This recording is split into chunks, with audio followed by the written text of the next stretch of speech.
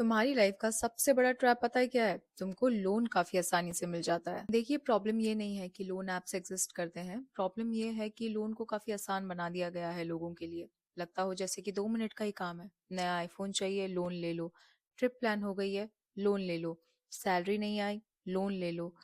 Shopping cart में 8,000 का सामान है, ईएमआई से खरीद लो। और यहीं से सारा ट्रैप स्टार्ट होता है। बिकॉज इंस्टेंट लोन में बस लोन अमाउंट ही दिखता है, एक्चुअल कॉस्ट नहीं।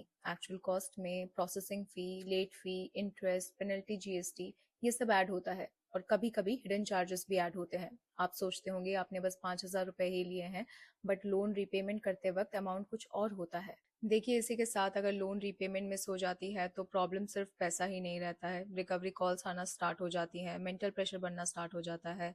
इसी के साथ कुछ शेडी ऐप्स आपके फोटोज, कॉन्टैक्ट्स एंड मैसेजेस की परमिशन मांगते हैं। फिर बोरोवर को शेम करने, ब्लैकमेल करने एंड उनके कॉन्टैक्ट्स को कॉल करने जैसी हरासमेंट भी झेलनी पड़ सकती है। इसीलिए जेंजी को 5 चीजें समझनी होगी कि easy money is not always cheap money. अगर आप लोन ऐप्स यूज कर रहे हैं तो इन 5 चीजों को हमेशा ध्यान में रखिए। सबसे पहली चीज, आप ये चेक करिए जिस ऐप से आप लोन ले रहे हैं वो ऐप आरबीआई रेगुलेटेड बैंक या फिर एनबीएफसी से लिंक्ड है या नहीं। आरबीआई ने डिजिटल लेंडिंग एप्स की डायरेक्टरी भी ऑपरेशनलाइज की है, जिससे ऐप और रेगुलेटेड एंटिटी का कनेक्शन वेरीफाई कर सकते हैं। दूसरी चीज ये चेक करिए कि केएफएस मिल रहा है या नहीं। केएफएस मतलब की फैक्ट स्टेटमेंट।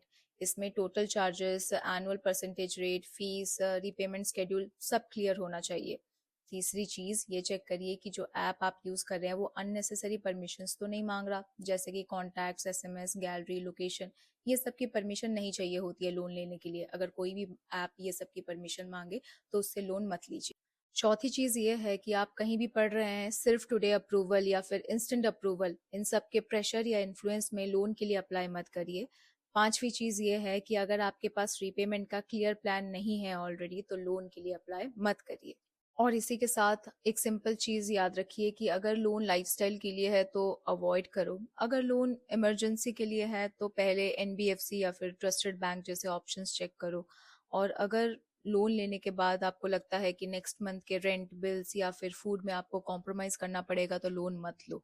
आरबीआई ने बोरोवर्स को प्रोटेक्ट करने के लिए रिसेंटली स्ट्रिक्टर रूल्स इशू किए हैं लेंडर्स के लिए, to curb mis selling, dark patterns and unclear consent. But इसी के साथ बोरोवर्स को भी अलर्ट रहना पड़ेगा। और हमेशा याद रखिए कि जब भी आप लोन ले रहे हैं ये मत सोचिए कि अभी पैसे मिल रहे हैं तो अभी मजे हैं। पर हमेशा ये याद रखिए कि आप ये पैसे रिपे कैसे करेंगे।